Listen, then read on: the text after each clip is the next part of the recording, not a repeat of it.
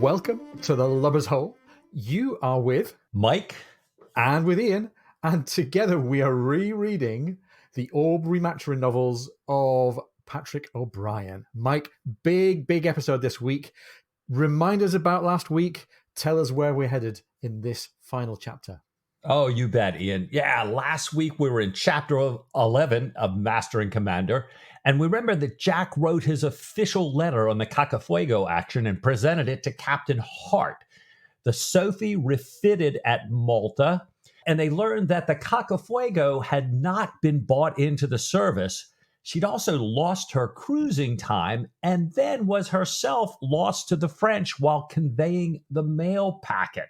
You know, this was a mission that was set up by that cuckold Captain Hart, perhaps to get Jack to disobey orders. And in fact, he had. The Sophie's capture was caused by Jack's decision to set merchant ships on fire while waiting for the mail packet to catch up. And that's a questionable activity given how strict his orders were from Hart. Well, this time, as you say, Ian, we're in the last chapter of Master and Commander. The Sophies, particularly Jack and Stephen, are now prisoners aboard the French Dessaix. And as a battle for England starts, as they're there. So, they're on the enemy ship as action commences here. We're going to be spectators at the first and second battles of Algeciras and have a front row seat at Jack's trial for losing the Sophie. We learn about emotions, courts-martial, and big squadron actions, all while enjoying the scenery from the Rock of Gibraltar. Yeah, it's quite the view. It's quite the view that we have this week. Oh, Mike, well, we better get into it. Like you say, Jack and Stephen and the rest of the ship's company are prisoners aboard the Dessaix. Jack is sitting down with Captain Christy Palliere. And we said right from the beginning of this book that we were waiting to encounter the French as kind of implacable enemies, and we've seen relatively little. But if that's what you're looking for, we're disappointed again because Jack is having a very agreeable time with Captain Christy Palliere in his cabin. They're eating this enormous breakfast.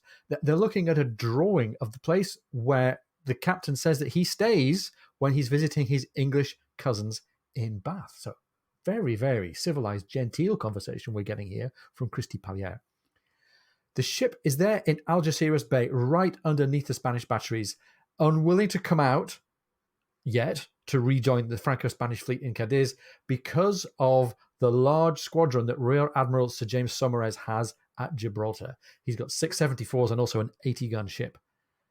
Now, Jack, contemplating this scene, knows that messengers are going to be riding for Cadiz to send a French-Spanish rescue party, and looking past the captain, Jack can see, meanwhile, a British ship coming up through the window. So we've got all the naval scene setting here and some anticipation for Jack. Bit of a different scene, I think, for Stephen, right? Right. So Stephen, unlike Jack, is having a very austere breakfast with Dr. Ramos, who's attempting to protect his and all the world's livers.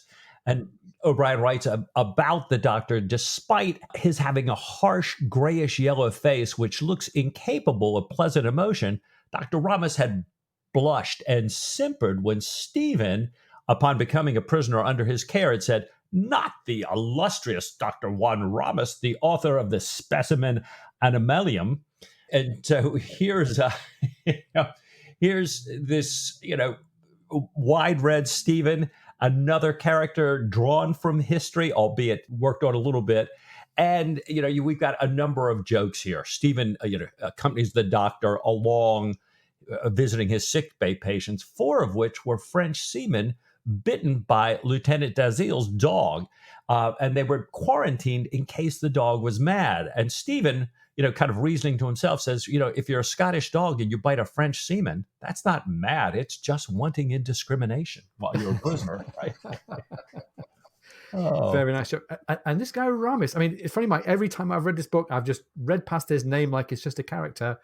But typical of O'Brian, there's something to dig into when we look for this name Ramos, right? Yeah, it is. I mean, here it is. I'm like you, Ian. You just never know where the Easter egg are going to be found here. This Juan Ramos is actually an Anglo-Franco-Spanish Catalan writer, historian, lawyer of the Enlightenment. And he is the actual author of the book that Stephen mentioned, A Study of Menorcan Animals there, and their vegetables, their minerals, kind of saying, let me take Linnaeus's way of categorizing things and do my home island here of Menorca with that. He certainly would have been a man after Stephen's heart. He's a Catalan neoclassicist. He wrote in French rhyming couplets. Now, as best I can tell, he was not a doctor, but he had a brother who was. However, I never found records of either one of them serving on French ships. Well, I think we can forgive him that, since so much of the rest of the profile of this guy matches up. It's really fascinating. Right. And as often when he's sat down closeted with another philosopher type, Stephen's contemplating on something abstract, and this time he's contemplating on emotion. Referring back to something that he read in Dr. Ramos's work, Stephen wonders if an animal doesn't express their emotion fully if they can't show it fully. And they talk about this experiment, this thought experiment involving a cat. And they imagine scenes that would involve making them very angry with one another and then fully expressing their emotions. They talk about if a cat doesn't have this bottle brush tail available to display, does it still feel all the emotions? And they're trying with words and no actions to make each other angry. They're kind of pulling faces at each other. It's really funny, but they're obviously both taking it really seriously. And they take their pulses and they're doing physiological experiment. If they'd had an MRI machine, they would have put each other into the MRI machine for brain imaging right now. And Stephen's interested then in the consequences of this for evaluating the emotional state of captured seamen and officers. And he proposes the idea that maybe the impassive faces and the stoical appearance of indifference that we see in prisoners, in fact, diminishes the pain. And before he gets cut off by Dr. Ramos, Stephen adds, there were men aboard whom I knew intimately well, and I am morally certain that without this, what one might call ceremony of diminution, it would have broken their... Well, yeah, let's come back. Let's come back to what it might have broken at the end of the chapter. But Stephen's back to his old observational self, looking at the behavior, looking at the way the situations play out and thinking about people's emotional responses. And Mike, can I just set the scene with what's happening in the naval context here as well? Oh, please do. Jack's just looked out the window, literally over Christy Pallier's shoulder in Algeciras Bay here, and seen a British ship arriving. And here's where we are. This is pre-Trafalgar, but post-Battle of the Nile. So even though the British are dominating the Mediterranean since the Battle of the Nile, or the Battle of Aboukir, as the French call it, there are still French and Spanish naval and amphibious units at large in general and willing to kind of trail their coats and, as on this occasion, to try to concentrate powerful forces together in the Atlantic. And that's where Linois and his squadron were headed via the port of Cadiz. Wow. Now, getting the news in the real world, the news from the imprisoned Cochrane, that Saumarez's British squadron was out there blockading Cadiz, they had stopped for a little bit of what Patrick O'Brien calls reflection. And so we've got this really odd situation. Gibraltar Harbour is shaped like an inverted horseshoe, and over on the right-hand limb of the horseshoe, we've got the Rock of Gibraltar and British facilities and some of the British fleet at anchor there. And over on the other side of the horseshoe, we've got Algeciras Bay, which is Spanish territory, with this Spanish squadron at anchor there. They're within sight of each other. So if Saumarez and the British fleet can make it from their position blockading off Cadiz back to Gibraltar in time, then they can catch the French out. And this could be a very tricky situation for Linois and Christy Pallier and the squadron here. Wow. I just loved cannonade.net as I'm reading through this chapter, because I was just all over that, zooming in on, where are they? Where's Jack a prisoner? What's going on? Because there's just so much incredible action, as you say, in such a small territory here. Yeah. Well, Stephen was talking to Dr. Ramez and he got cut off, but he got cut off by a cry that the English are filling the bay. So exactly as you say, Ian, apparently, boom, here come the English. And up on the poop deck, Captain Pallier watches the HMS Pompey, the Venerable, the Audacious, and farther off the Caesar, the Hannibal, and the Spencer working their way into Algeciras.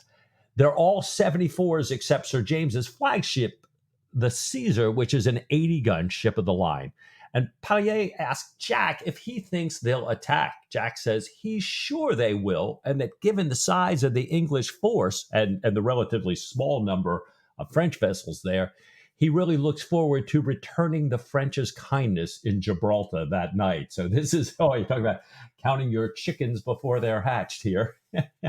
The French ships warp in as close as possible to the Spanish batteries. Jack is now, they continue to sit there and eat breakfast, but he's very distracted. He realizes he's putting marmalade all over his turbot, his fish, and but the captain just leisurely eats breakfast until a cannonball comes through his cabin window and wrecks his stock of wine there.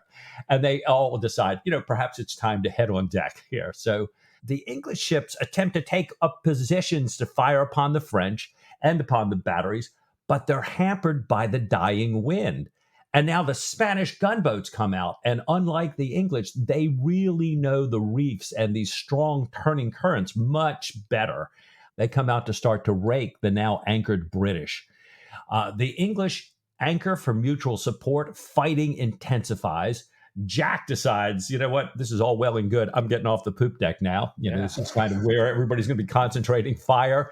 And he finds Babington and Ricketts on the quarterdeck, and he tells them to get the heck off of there. He said, you find a bunch of, else you're going to be cut in half by English chain shot. So he puts them down in the cable tier, but he stations himself in the wardroom, the quarter gallery. Not quite as safe as the cable gallery for sure, but he's standing there in the officer's privy so he can watch out and see the action. It's great. O'Brien's really drawing us into the action here.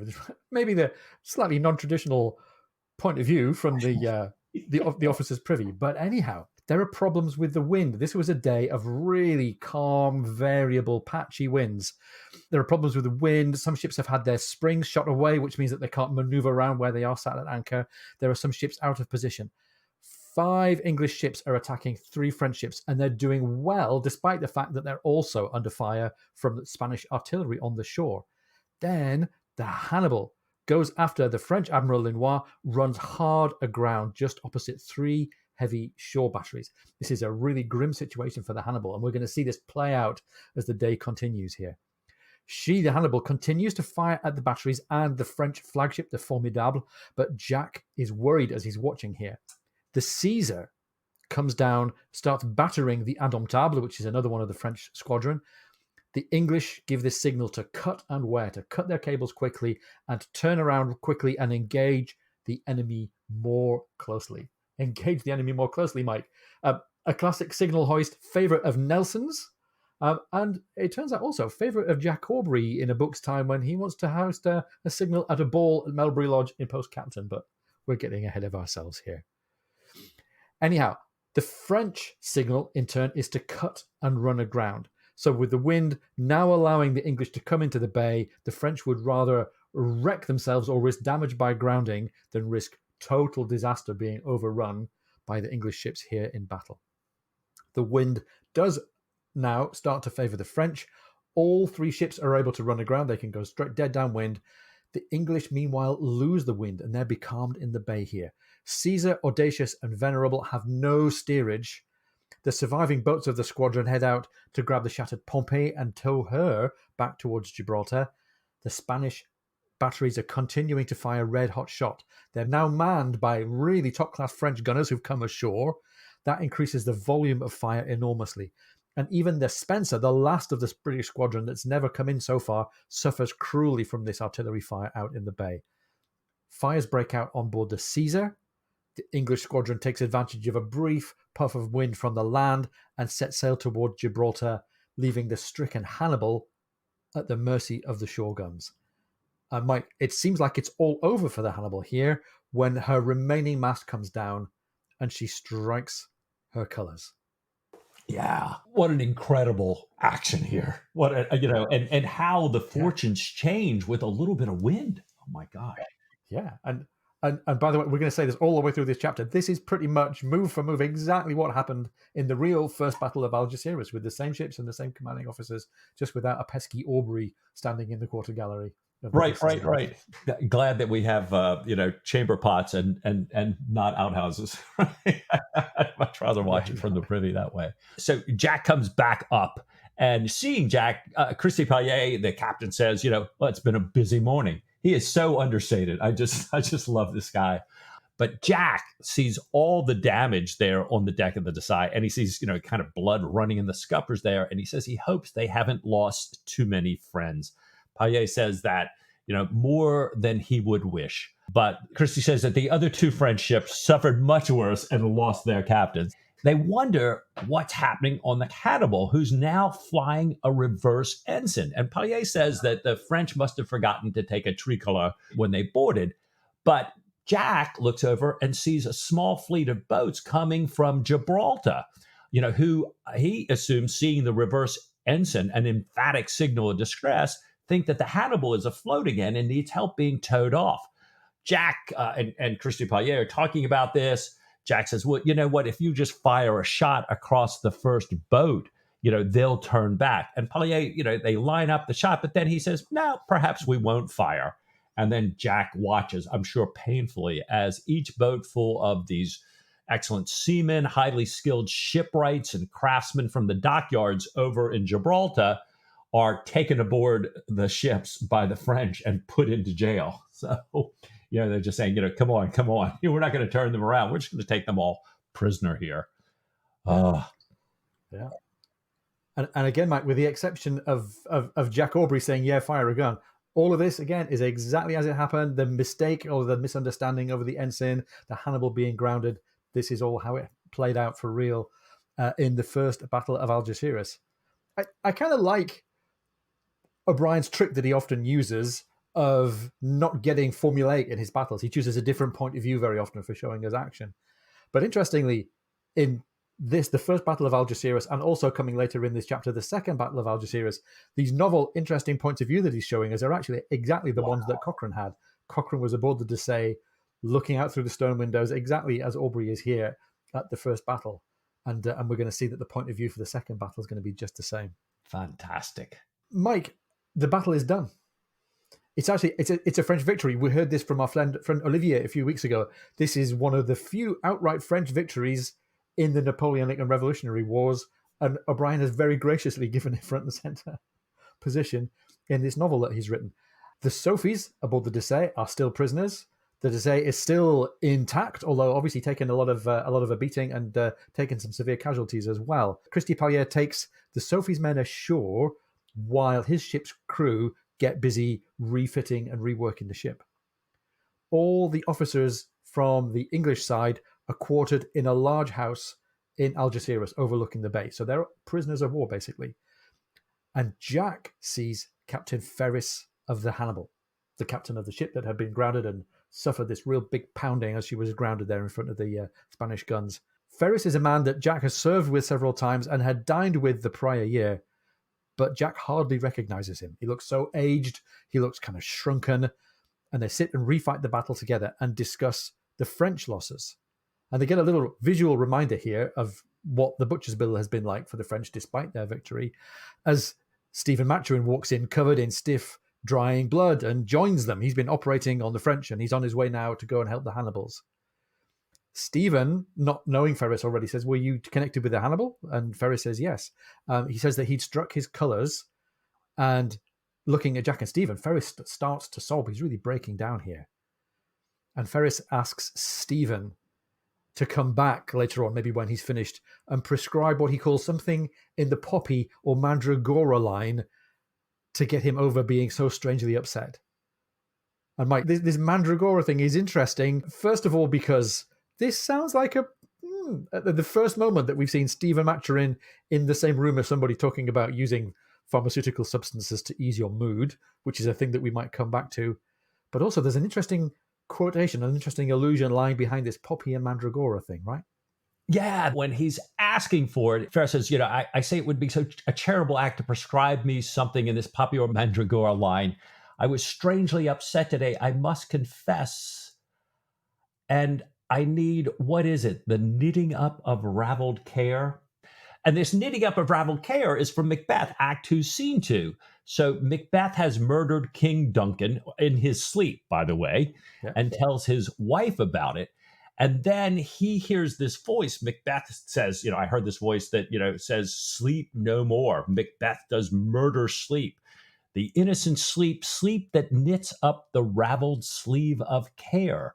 The death of each day's life, sore labor's bath, balm of hurt minds, great nature's second course, chief nourisher in life's feast. So, Macbeth is telling his wife, I believe I've murdered sleep here. And so thereby he's now going to lose its benefit, this knitting up the raveled sleeve of care. Well, at the time, a sleeve meant a tangled skein of thread or yarn or silk, kind of a metaphor for the day or your life's problems there.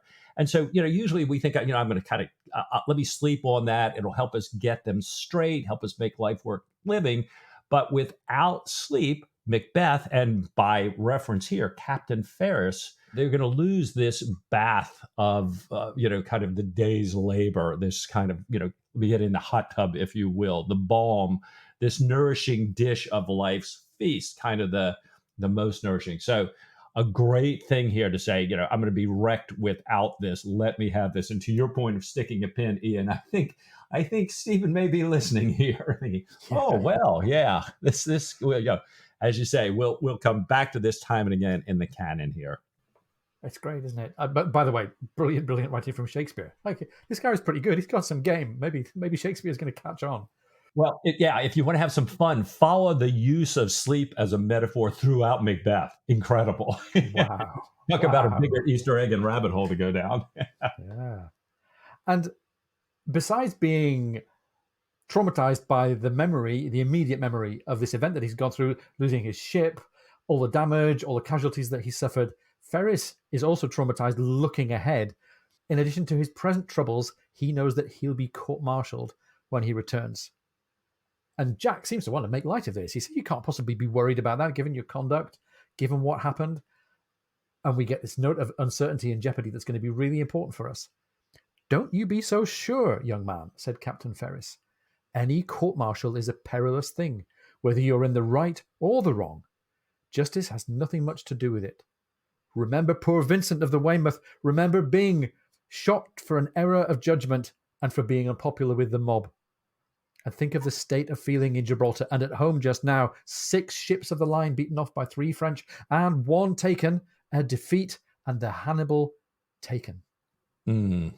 And this is real grim thoughts for Ferris. And I'm pretty sure that it's there to raise grim thoughts in our mind on behalf of Jack about, well, maybe his situation is not so sure.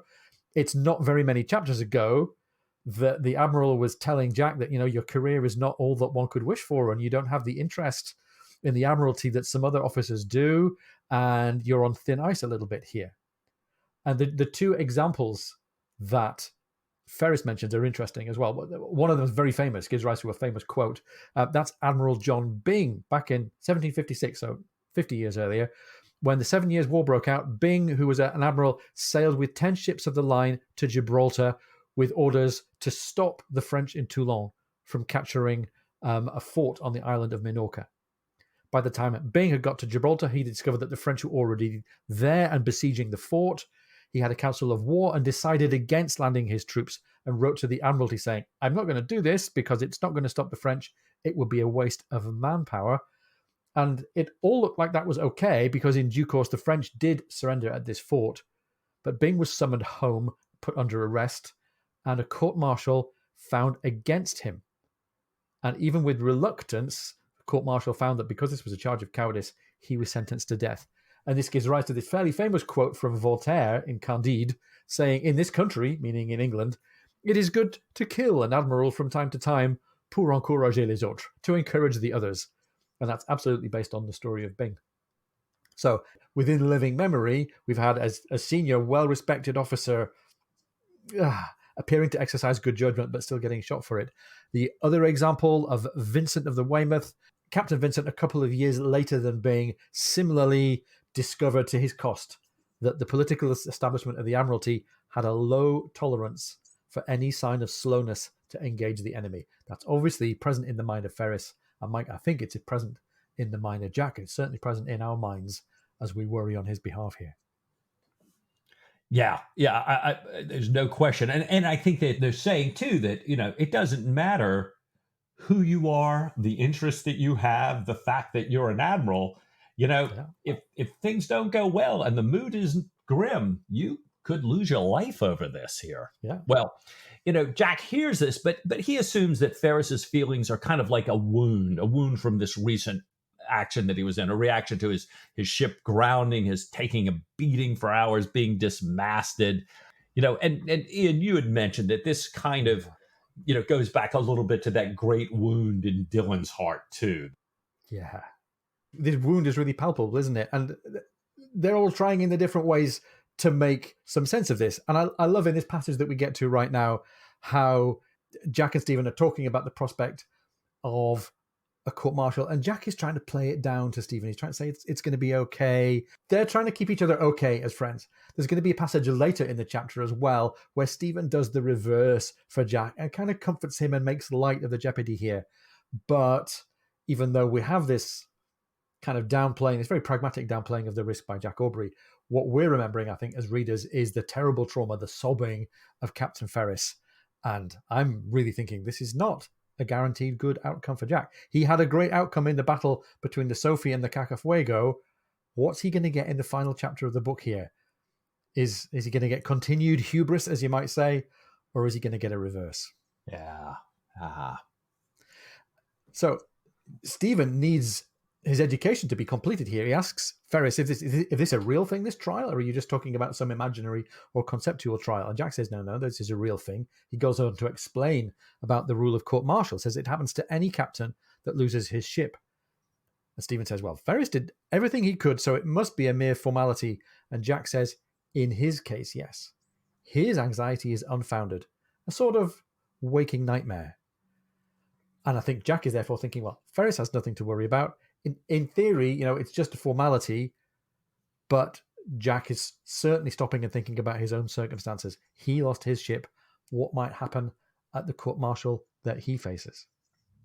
Yeah. Well, it's interesting because, Jack's feeling this way, but the next day he's telling the Sophies that they're all going to be part of a prisoner exchange with Gibraltar.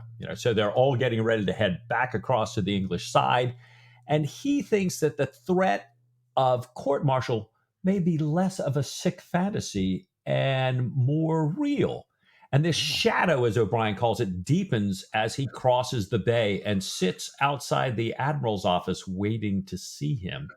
And, while he's there waiting, he gets, many generous and kind congratulations of Cacafuego, but they're a bit cursory because, as O'Brien writes, the atmosphere in Gibraltar was one of severe and general condemnation, dark depression, strict attention to arduous work, and a sterile wrangling about what ought to have been done. Whew. Yeah. Very gloomy. It makes me think, O'Brien was alive and active, we think possibly in something to do with intelligence in World War II. This is what it would have felt like being part of the British establishment in 1941. Yeah, well put. Strict attention to arduous work, sterile wrangling about what's gone wrong so far, and really dark feelings about what's coming next here. The Admiral then, Sir James Saumarez, we hear, looks almost as old and changed as Captain Ferris. And Jack's nervous as he makes his report about the condition of the Sophie. And the Admiral asks Jack also about the condition of the French ships. And Jack says, well, 2 of them are afloat.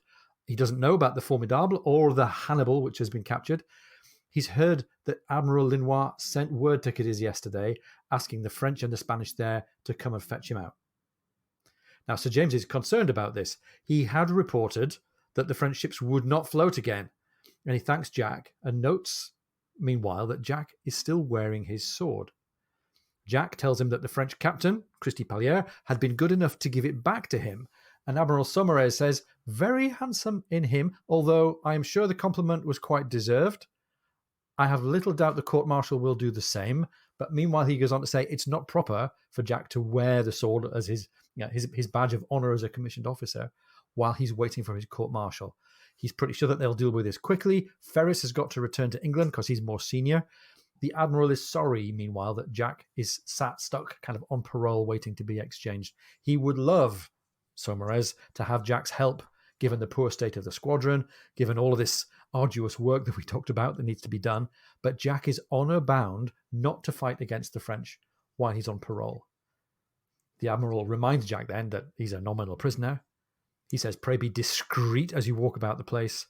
And this is nice. I think it's genuine and sympathetic advice from the Admiral, but it's a real blow, a further blow to Jack's own personal self-esteem. He goes home, he unbuckles his sword, and we get this moment of him wrapping it up and sending it to the Admiralty office, feeling unhappy, strangely naked, and unwilling to be seen. Wow.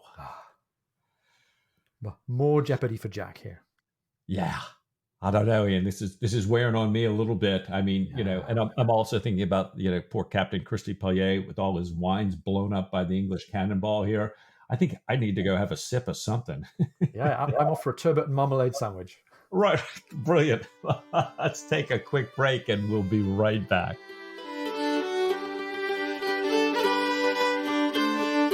If you're enjoying the podcast, please come and join our supporters on Patreon. Go to patreon.com/Lover's Hole.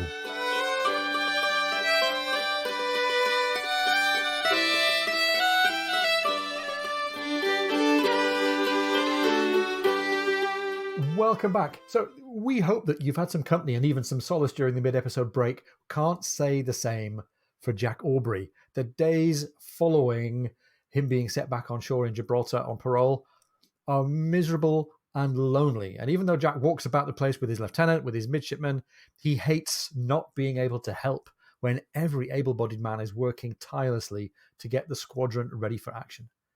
There's nothing in the London Gazette about Sophie's, you would call it triumph, or you would call it disaster. There are a few newspaper articles featuring the victory, while a gentleman's magazine refers to it, calling it a surprise attack. And I think that's seen as a rather pejorative kind of term for it. It's the phrase that Hart had used to dismiss the Sophie's victory, kind of suggesting that it was a bit of a opportunistic, a fortunate thing. So clearly Jack realizes that nobody in London is going to know, because the dispatch that Jack, had written had been put into the mail bag that Hart had given Jack to escort, probably the same bag that Jack had dumped over the side into the ocean as the Sophie was taken. So unless Admiral Keith had sent word from the far end of the Mediterranean, nobody's any the wiser. Any word on Jack's hoped-for promotion to post-captain, therefore, is only going to come after his trial. And Jack's realizing that he's now really stuck. What if the trial goes wrong? Maybe Hart had set this up. If that was the case, thinks Jack, he had been devilishly successful. And Jack, according to the text, had been a famous greenhorn, an egregious flat. Was such malignity possible? Such cleverness in a mere horned scrub? And more doubts for Jack. It's funny, Mike, you and I were talking about how there's not very much character stuff going on in this chapter, but we are building up the doubt and the diminishment of self-esteem for Jack here. He's questioning the situation that he's in, questioning some of the judgments that he's made in the past. And we know that anytime he's feeling uncertain or feeling anxious about his position, he goes and has a talk to his friend, right? He really absolutely wants to right this minute. Jack would really love to talk to Stephen, for, as O'Brien writes, for Stephen had a headpiece. That's what Jack is thinking, And Jack, O'Brien writes, for almost the first time in his life, was by no means sure of his perfect comprehension, natural intelligence, and penetration. Meaning, I thought I had this all figured out, but God, you telling me that Hart got the best of me? And then he starts, as you say, and kind of see him getting darker and spiraling in his thoughts. He remembers that the Admiral had not congratulated him on the Cacafuego, and he wonders if that reflects and what that reflects about the official view on his action here. Well, unfortunately, he doesn't get to talk to Stephen because Stephen, who doesn't understand paroles, he just continues to work in the hospital. They've got 200 wounded men. He's going to make sure he helps get them better. And Jack, who's asked him to go out walking with him, he tells Jack, you spend all the time you want walk all over the island, all over the rock. do it on an empty stomach and quit. You're so obese, get your weight down. and Jack is remembering this conversation as he's sitting down sweating from this walk in the sun. And he's sitting there on this rock and he's singing ballads about formal naval victories, about the Battle of the Nile, about the St. James Day battle. And I guess in protest of his singing, O'Brien tells us that an ape throws a turd at Jack. Jack doesn't like that. He starts to get up and the ape shakes his fist at him. And this is not the Jack we know. Jack, seeing this, sits down again. And he's just so low in his spirit that he just stays there. So, wow. Poor Jack. Plus, he's getting pelted with filth by a monkey. This is a pretty common occurrence on Gibraltar. They're actually macaques, not apes, but there are monkeys on the Rock of Gibraltar, and they have all kinds of unspeakable habits. So, poor old Jack. It's nice that he's singing a ballad as well about the Battle of the Nile, which is a battle that he himself had taken part in. We're going to have another reminder of the Battle of the Nile coming up quite soon, I think, here. He's singing about this, great glory of the Nile, but he's kind of stuck on the fact that they got the number of guns on his ship wrong. So it's like, oh no. And then there's that quick passing reference to this St. James Day, which is really one that goes way, way back in history, but suggests maybe a little Easter egg about this is a battle where England had suffered a defeat and then comes back, and at least for a little while, gets rosy, or in this 4 days battle, recovering from this 4 days battle at the start of June back there. Yeah, good. So this sets all of our expectations up now. Maybe there's going to be some more action. Maybe something's going to happen here. Whatever happens, Jack's probably going to be out of it. So let's see how we can follow this action along here. Babington, God bless him. Babington comes running up, finds Jack, points out an English brig signaling enemy in sight. As they see enemy topsails, they head towards the highest point of the Rock of Gibraltar for a better view. And the English ships that they can see behind this brig are the Superb and the Thames. They're followed by the Spanish ship Real Carlos, King Carlos, 120 guns, the flagship, and more ships constituting a force that really substantially outmatches Saumarez's force in terms of ships and guns and weight of metal. The Superb and the Thames here had been kind of bird-dogging the enemy fleet. They'd been shadowing them and had pulled ahead so that they could get into Gibraltar in time to give warning that this strong Franco-Spanish fleet was on the way. The brig Pasley had shot ahead, flying the signal as their kind of advance guard. The English ships, therefore, head to Gibraltar as the Spanish and French haul their wind for Algeciras, anchoring under the Spanish batteries. And Mike, we're back in almost the same situation, it seems, as the first battle, except that this is a really powerful Franco-Spanish force and a really seriously weakened, depleted, damaged force, even with the addition of the Superb and the Thames. The British naval force here is in pretty bad shape. So in the real world, as you might say, again, we're following very closely the real timeline of the Algeciras campaign. This large squadron coming from Cadiz had been sent to join up with Linois and the damaged French ships that had been involved in the earlier battle, and to escort them in a combined fleet back to Cadiz. If the British ships, like the Caesar and the Pompey, are as badly damaged as it seemed a few days ago, this is a potentially easy win for the French. The British might not even be able to bring them to action. But if the British can get their repairs done in time, and if the wind serves, it might not be as straightforward as it seems. And Mike, we've had a few mentions already today of battles where the wind was important. Right. There's one thing almost as important as the wind, and that's food. And who arrives on the scene but Mowat? Yeah, here's Mowat arrives, and he's brought Jack a cake. And we know that Jack gets hungry. And so Jack is eating several slices of this cake, and, thanking Mowat. And he's thinking about how much the Navy has changed. Jack's thinking that as a midshipman, he would have never thought of doing this or even speaking to his captain. And if he had thought of it, he wouldn't have done it for fear of his life. And, I couldn't help but when reading this thinking, yeah, I'm sure there have been changes to the Navy, but there's also another big change, and that's that Mowat serves under Jack Aubrey. This is a captain who, as we know, was one time a common seaman and a man who thinks empathetically about his own days as both a common seaman, as a midshipman, and a man that values all of his crew and values merit above interest and gentry, kind of station in life thing. So, a nice pin on leadership and humanity there. But Mowat then asks if he can share Jack's rock and ask him if the English will go after the enemy. And Jack wonders, given, as you'd said, all the repairs that are needed and how outnumbered they're going to be here, that it's going to be at best 5 ships of the line against 9, maybe even 10 if the French can turn the Hannibal around.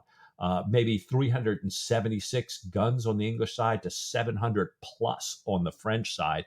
And the English, with all the wounded, are very short-handed. And I love this. Babington says, "You would go for them, would not you, sir?" And both Mowat and Babington start to laugh cheerfully. And another great, here's Jack feeling so down, but his midshipmen, just see him in a very different way. And then looking at this huge Spanish ships here, these, the King Carlos, as you said, Ian, and this other one just like it here, the mirror image, Mowat recites a verse about harpooners assailing a slumbering whale. It's a little anachronistic, although this line from a poem by Falconer, I found it in an 1822 book, but Falconer may well have written it before 1801. So, maybe not. A little interesting thing, I don't know whether O'Brien's trying to give us a clue, but at least if you read the rest of that poem, the harpooners win against the big whale.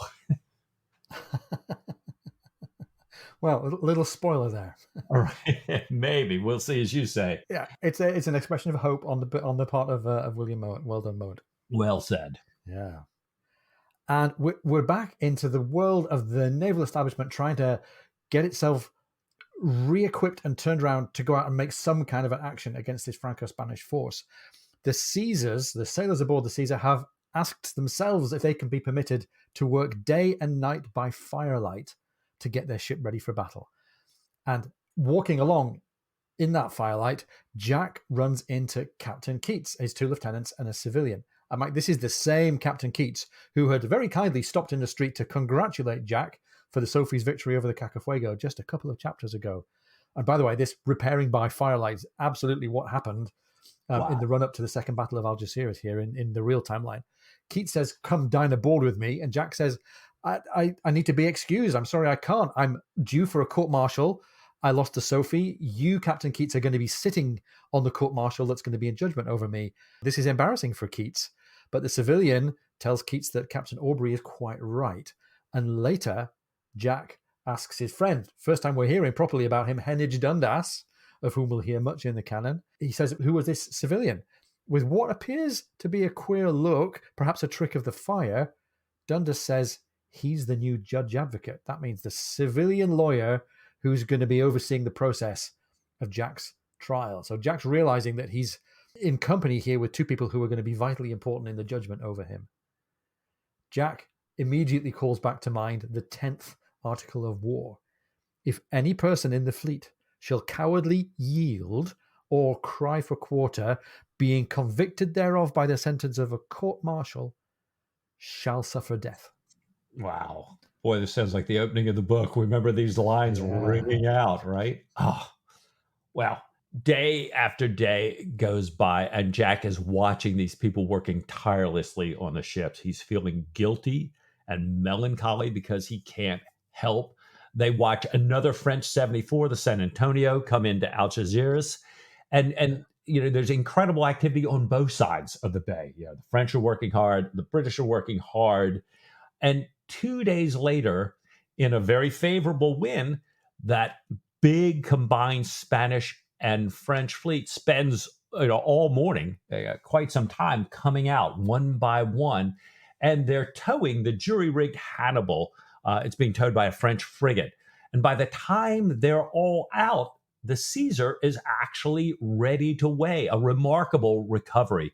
And there's, over on the British side, there's this thundering cheer along the mole, on the hills, in the battery as she begins to warp out. The garrison band is playing "Come Cheer Up, My Lads, 'Tis to Glory We Steer," as loud as ever they could, while the Caesar's Marines answered with "Britain's Strike Home." Excellent. And I love this moment. The band's playing. It's very traditional martial anticipating action stuff. We've been waiting for this kind of thing for a long time. If you turned page 1 of this book over expecting stirring martial action, then finally we've got some of it. The Caesar passes under the stern of the Audacious. Sir James's flag is hoisted aboard the Caesar, and the signal "weigh and prepare for battle." And I'm right with Jack. Jack says he thinks that the sight of the ships heading out is the most beautiful naval maneuver he's ever seen. And the teenage boy in me really loves this moment. I love the anticipation. I love the fact that we've got this great point of view as well.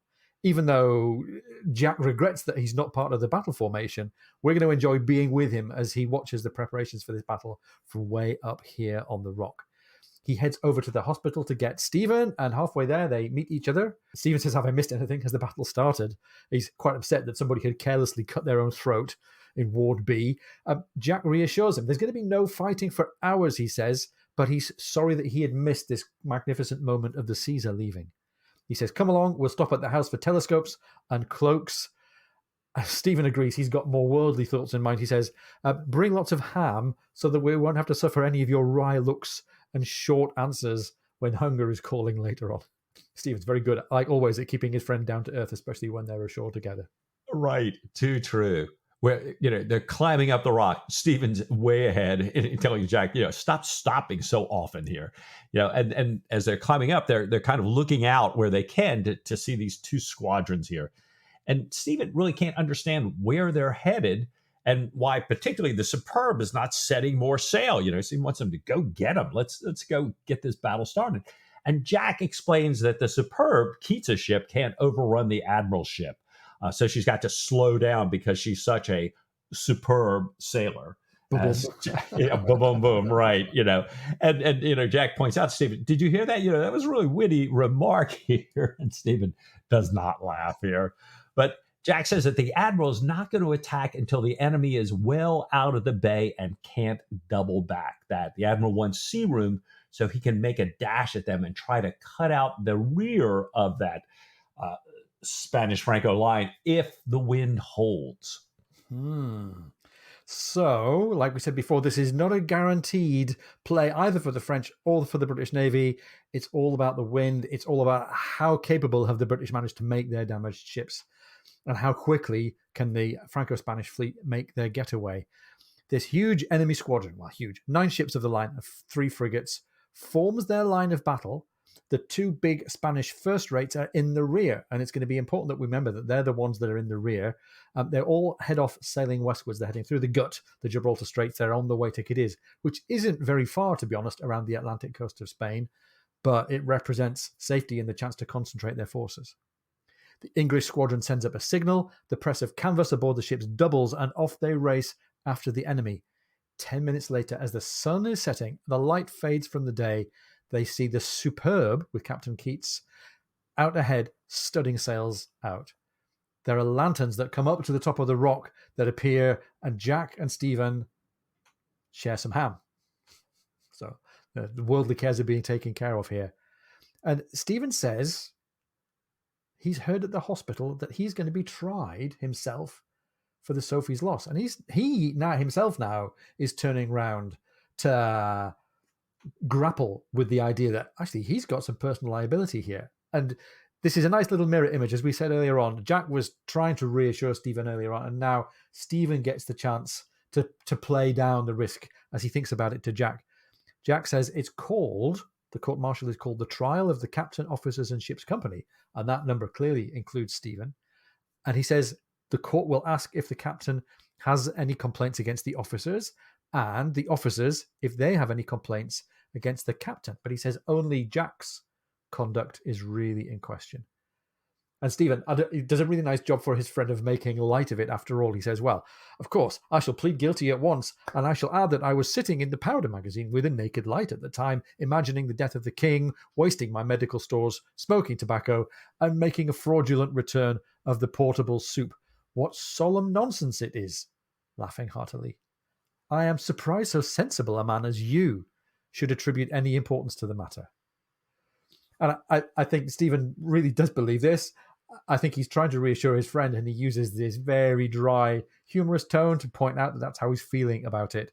By the way, Mike, The danger of naked lights near magazines is something that we're going to come back to shortly in this book. And Stephen's going to come quite close to learning an important lesson about that later in the canon, but not for a few books yet. Too true. Yeah. Now, Jack says, I don't mind it. And as they wrap up this little exchange here, Stephen says affectionately, but only to himself, "Oh, how you lie." Yeah. Wow. Well, Jack then tries to explain his concerns to Stephen in a way that Stephen can understand it. And Jack says to Stephen, you said some severe things about admirals and other great men, and then we hear Stephen with the line, the kind of line that we hear so often from Stephen here, that, oh yes, with age, these great men have, as he says, and quotes here, a withering away of the head and the heart. And he starts to talk about why that is. And Jack interrupts him, putting his hand on Stephen's shoulder, and asks, how would you like to place your life, your profession, and your good name between the hands of a parcel of senior officers? I think maybe this point is landing home a little bit here, right? Well, Stephen starts to respond, but all of a sudden there's these repeated flashes of light, sort of like lightning on the horizon over towards Tangiers. The wind was too strong to hear anything, but they take out their telescopes to view this action 20 to 25 miles away. They make out two sources of the flashes very close to one another, and then very quickly 3 additional ones, and then a non-moving glowing redness. Jack is horrified. He says that there's a ship on fire. He hopes it's not theirs, and he hopes that whoever it is, that they drown the magazine, as you were saying just a minute ago, Ian. There's this enormous flash that lights up the entire sky, and Jack explains that a ship just blew up. He remembers, witnessing the same thing in the Battle of the Nile. And then another ship explodes right after that, and then nothing at all, not even another gun flash. And it's quiet and dark, and a lot of people start walking down. You see the lanterns going down, but not Jack, of course. When Stephen wakes and looks up at dawn, Jack is still there, sweeping the horizon with his telescope, but there's nothing. It's a silent sea and a silent sky. Wow. And we don't know. We don't know really what ships were that exploded. What else happened? Is the whole battle now running far, far to the north and the west? We don't know. 7:30 in the morning, and Jack's walking Stephen down to the hospital. They grab some coffee, and he goes back up. He keeps going up and down multiple times through the day. Mike, you spotted something really nice in Patrick Tull's narration about this. Well, I love this. Patrick Tull was describing about, Jack's going up and down. He says he's done this so many times that he knows every wind, every wind. And I thought, oh, like wind, right? And, I'm kind of thinking about, wonder what those wonderful scents are. I wonder if Jack had the weather gauge, if the wind was in his favor. But I realized O'Brien is talking about the winding. He knows every wind of the path. Every turn in it. So it was great fun there. I'm not sure whether it was deliberate or, it's just Tull misspeaking, but by God, in that accent, whatever he decides to say sounds wonderful. You know what to say in fashion, if you can't fix it, feature it. Right, that's right. Well done. So it's now Thursday. The Second Battle of Algeciras was fought through Sunday night, Monday morning, July 12th to 13th of 1801. They're heading back up after tea. There's Jack's lieutenant, Daliel. There's Marshall and Boughton of the Hannibal.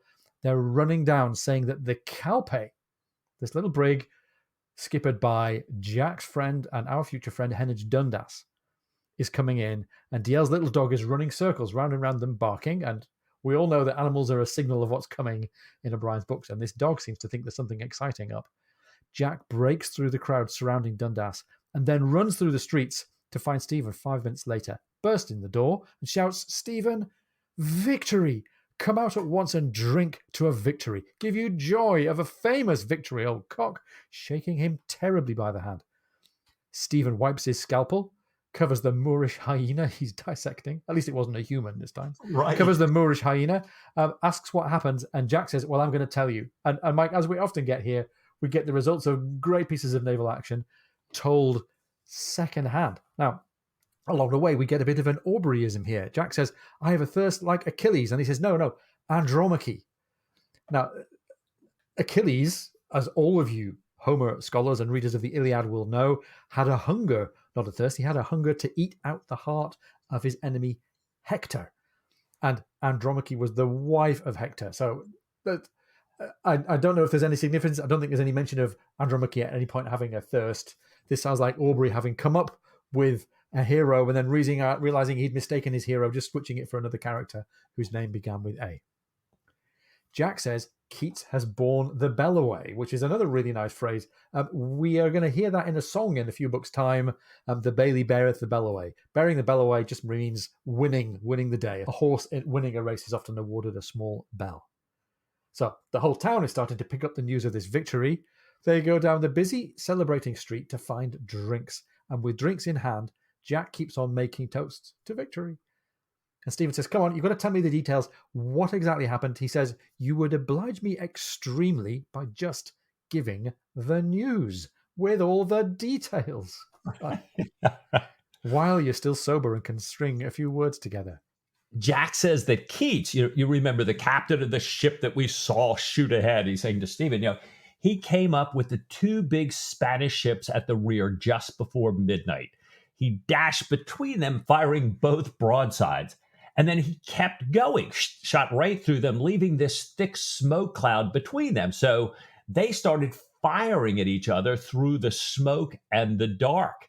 And at some point, either Superb or the other Spanish ship knocked away the Real Carlos's foretopmast. Her topsail fell on a gun, caught fire. So the big Spanish ship catches fire, and then it ran into the other, its kind of twin ship, and that ship caught fire. And that's the two explosions that they saw. Keats, meanwhile, had slipped through, gone on, defeated the San Antonio. Now, that was a real pitched action. But as Jack says, the Superb fired 3 broadsides from the enemy's 2. And unlike the other gunners, pointed her shot straight. And this is, we know, Jack's ideal gunnery. Fire 3 for 2 and point them straight here. And she had almost gotten, this last French ship, the Formidable, before it slipped into Cadiz. The English Venerable, however, was dismasted and is coming back jury-rigged. Actually, I said the last French ship. We know the Decide made it in safely. Sorry. Yeah, exactly. And again, Mike O'Brien's giving us a really great summary of the action exactly as it happened. And it certainly was visible, at least the early phases of the battle, visible to those high up on the Rock of Gibraltar. I want to say one more thing before we move on here and talk about the aftermath. Jack has been sprung from parole and captivity remarkably quickly.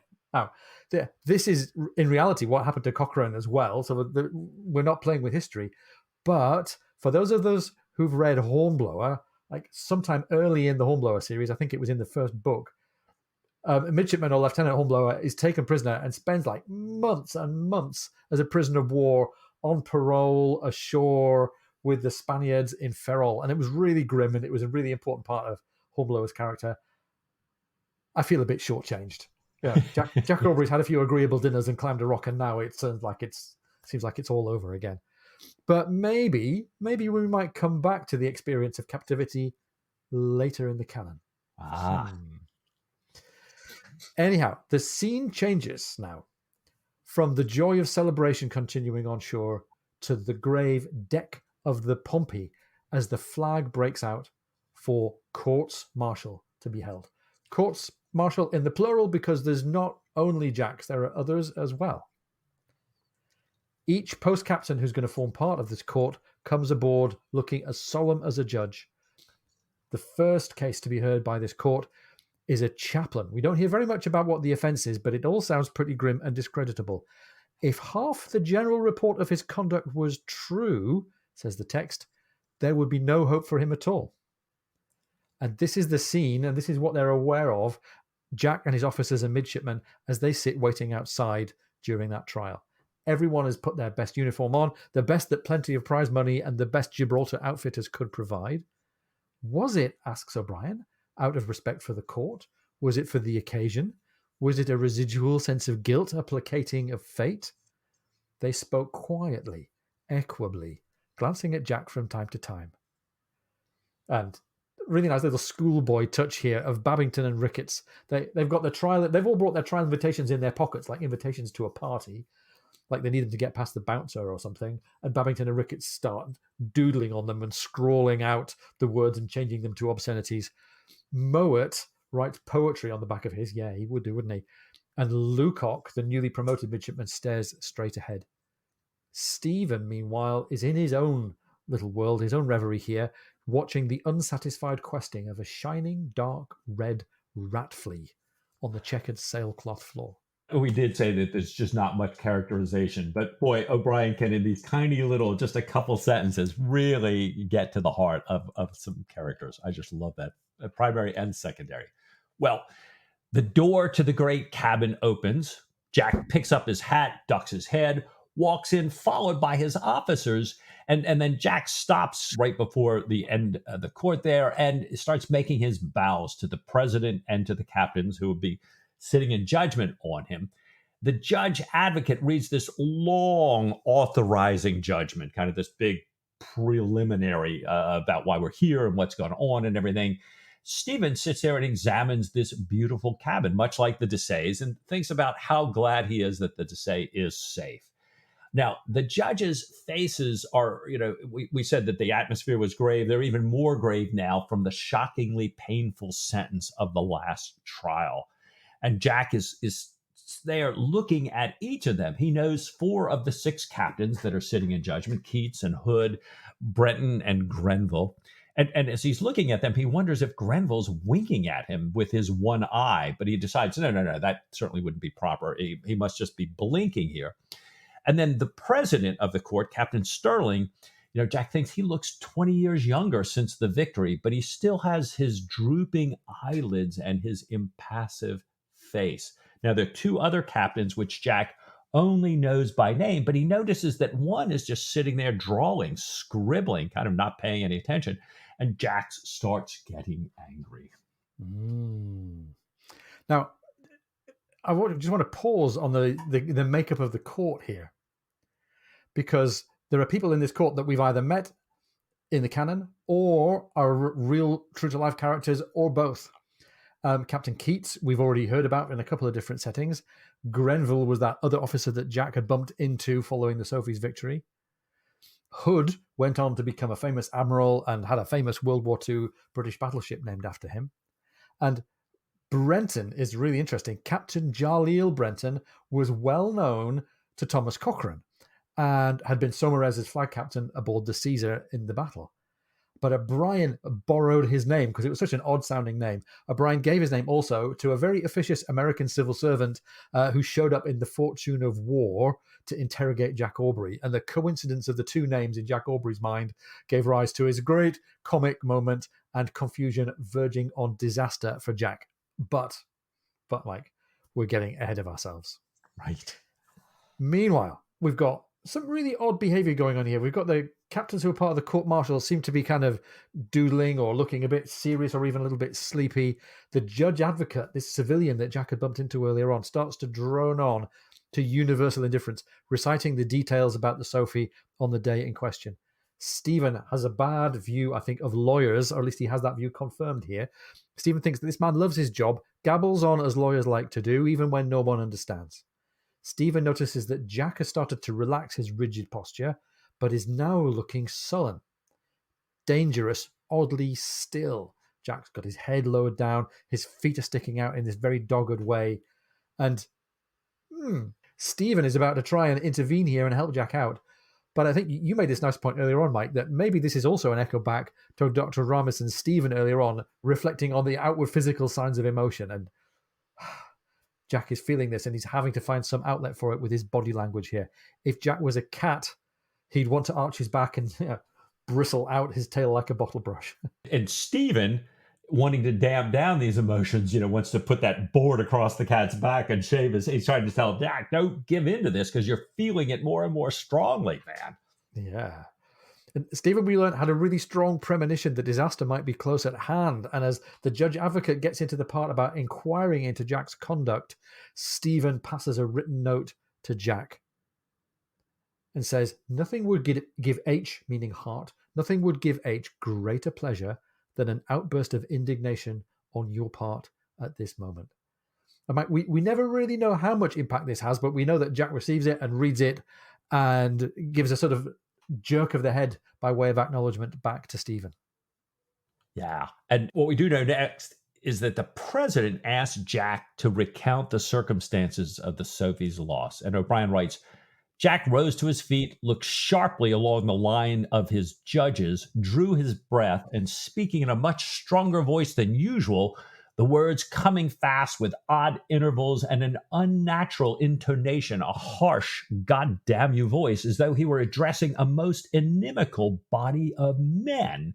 So in this, really, I hate to hear this. I'm sure Stephen hates to hear this. Jack goes on to give essentially the bare bones, straightforward details from the time the French ships were sighted until he hauls down his colors. And then, he stops. He realizes, as O'Brien calls it, the singular ineptitude of this speech, but he shuts his mouth and looks straight ahead. The court asks if Captain Aubrey finds fault with any of his officers or ship's company. He does not. The court asks the officers and ship's company assembled there if any of them find fault with the conduct of their captain. None do. And then all of them, except for Jack and the lieutenant, are sent outside. And Mike, we get close in now on the perspective of Stephen. They're all sitting outside now as each man individually is called in and questioned by the court. As the lieutenant, Danielle, is being questioned, the parson shrieks in the middle of a determined suicide attempt, just to remind us all, the participants and the readers, of what could be at stake here. Yeah. They were all really quiet. They were all deeply affected by Jack's concern, anxiety, and rage. They had seen him unmoved so often and in such circumstances that his present emotion shook them profoundly and disturbed their judgment. They could hear his voice now, formal, savage, and much louder than the rest of the voices in the court, as he questioned the lieutenant. They could not hear Lieutenant Dale's replies. And Stephen, looking at all of this, taking all of this in and thinking, says, well, maybe Jack is suffering from a purely irrational fear. And he has this really great flash of insight. For he says, surely to God, surely for all love, if they had wished to sink him, they would have asked, how came you to be there? Meaning, how did you come to be derelict in your duty of escorting the packet boat Amur ashore, footling around after burning merchantmen? But, he thinks to himself, then I know very little of nautical affairs. And Stephen looks across at Marshall, the master, finds no comfort in his face. But Stephen, despite his lack of knowledge of nautical affairs, I think he's quite wise in the ways of inquiries. I think if you were being cynical about public inquiries, you can say, if you can define the terms of your inquiry narrowly enough, you can have almost any outcome you want. Right. And he spies this little bit of maneuvering here by the court. And that's a first sign, I think, in Jack's favor. Stephen himself then is called in, walks in slowly, and takes the oath with deliberation as he tries to sense the atmosphere of the court. The clerk finishes writing the lieutenant's last questions from the court. Did the enemy gain on the Sophie without her studding sails set? Yes, he writes. Was the enemy faster than the Sophie? Yes, both by and large. And now Stephen is asked if everything Jack said earlier about the loss of the Sophie was true. Stephen's answer, yes. And now we dip into a reading out, a transcribing, if you like, of the court's own record. Questioned by the court, are you a sufficient judge of nautical affairs to know whether every effort was used to escape from the force that was pursuing the Sophie? Answer, I know very little of nautical affairs, but it appeared to me that every exertion was used by every person on board. I saw the captain at the helm, and the officers and ship's company at the sweeps. Questioned by the court, was you on deck at the time the colours were struck, and what distance were the enemy from you at the time of her surrender? Answer, I was on deck, and the Dessaix was within musket shot of the Sophie and was firing on us at the time. And Mike adds a little bit of extra drama to have this transcription style recollection of the court's proceedings. And by the way, these words are exactly from the transcript of the testimony of James Guthrie, Cochrane's surgeon, in Cochrane's own court-martial for the loss of the Speedy. So O'Brien very, very reasonably and liberally making use of the real record here. I love that. And I'm sure, our friend on Twitter, Sloop Speedy, is listening along here, and I recommend her wonderful blog on Cochrane, to follow more about this, as well as the book that Ian mentioned last week. Well done here. Well, 10 minutes later, the entire court is cleared, and they're all sitting outside. And finally, after some time, they wonder if they hear laughter inside, or they think, well, maybe that was just the Caesar's wardroom. And after another long pause, they're invited back in. And O'Brien writes, they filed in, and in spite of all his years at sea, Jack forgot to duck.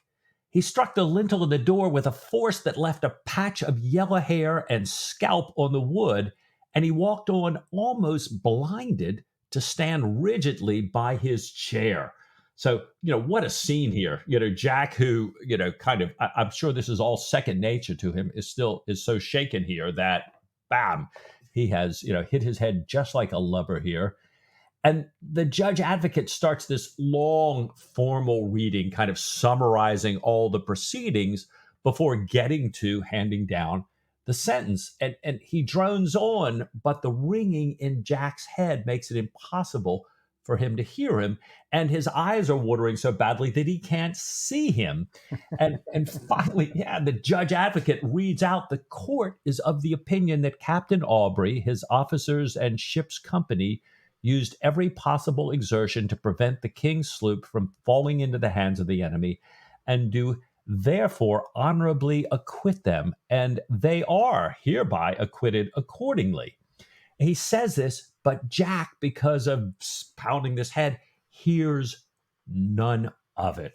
I mean, this is, oh my God, I just can't imagine being there and having no idea what's going on. But then, something happens that gives Jack a little bit of an ability to grasp what's going on. It really does. By the way, we talked many, many times about O'Brien's skill in comically undercutting a really, really important moment. And it's a classic example of an O'Brien undercut. The voice stops. Jack's blurred vision sees him sitting there.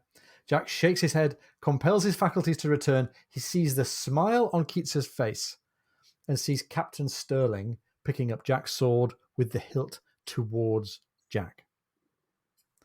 The president cleared his throat again, says the text, and in the dead silence, speaking in a clear seaman-like voice that combined gravity, formality, and cheerfulness, he said, Captain Aubrey, it is no small pleasure to me to receive the commands of the court I have the honour to preside at, that in delivering to you your sword, I shall congratulate you upon its being restored by both friend and foe alike, hoping ere long you will be called upon to draw it once more in the honourable defence of your country. And that, my friends, is the end of Master and Commander. Yay! Not yay, it's the end, but what a great ending. Oh my goodness. What a fabulous book. I think we talked about this recently, and I can't remember whether it made the podcast or not, but I will no longer, as I have for years, be telling people, well, maybe you want to skip this first one and come back to it later after, HMS Surprise or Post Captain, because of all the nautical jargon and everything. I just want to thank our listeners for saying, please go back to Master and Commander and do it a chapter at a week here. Absolutely. Yeah. Our first go through Master and Commander, we had 15 pages of notes. Our this go through, we had over 140 pages of notes. And, I'm so much the better for it. I just love this. Yeah. And it's a great beginning, right? It's a great beginning to the canon. It's going to make a really great screenplay. If, as we hear rumored, there's going to be a prequel to the David Weir / Russell Crowe / Paul Bettany movie, if they go right back to this, there's so much great material in this story to dig into. There's action, there's world building, the Regency Navy, there's character development. We've got loads of great things that we heard and seen and reflected on about the human condition and friendship, our two favorite friends in literature. There have been payoffs as well. Loads of secondary characters and the principal characters have had some great but intriguingly incomplete payoffs. We've had payoff for the Sophie's crew and for the British Navy. The French victory at the First Battle of Algeciras was overturned with a British kind of victory, at least in terms of defeating the Spanish at the Second Battle of Algeciras. We've got Captain Ferris, by the way, got a payoff as well. In the real world, Captain Ferris was acquitted just like Captain Cochrane and Jack Aubrey were. There are payoffs for Jack and Stephen, therefore, and maybe Mike, Jack's got the way clear now to rebuild his career. Certainly, Stephen's fortunes and his place in the world seem to be a bit more solid than they were at the beginning of the book. And thinking about Stephen, will his chameleon-like character, his powers of observation, lead him into the dark side of the naval world that he now quite comfortably inhabits? That's going to be an interesting thing to look out for. We've got all these people in mind now. We got to ask ourselves, what will become of the genial Captain Christy Pallier, Admiral Linois, Bondin, Poolings, Mowat, Babington, and, maybe even Captain Hart and the amorous Molly Hart. What will we find, with all of these characters going forward here? Well, so many questions. Next week, we're going to be answering your questions in our special episode 100 Q&A episode that's going to have the glories of Technicolor video attached to it as well, we hope. After that, we're going to be back into the canon where we left off. The next novel in the sequence, The 13-Gun Salute, is going to be where we're headed next. There are loads of looks back in that novel to the events and the characters of Master and Commander, so we're really excited to get into that and to share every chapter with you, just like we've done so far. Thank you all very much for listening, and thank you, Mike. This has been a fantastic reread. What do you say, after a little bit of listener Q&A, to perhaps just a little more Patrick O'Brien? Oh, with all my heart.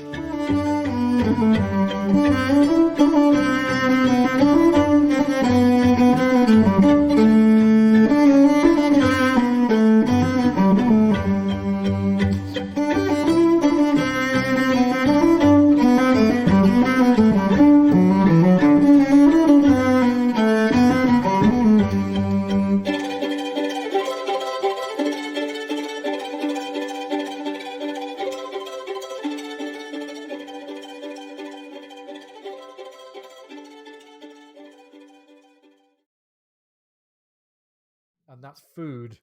And who arrives on the scene but Mowat? There's Mosey welcoming Mowat. There you go. Sorry, Sam. If we have 100 other outtakes to choose from, but there's always an easy one.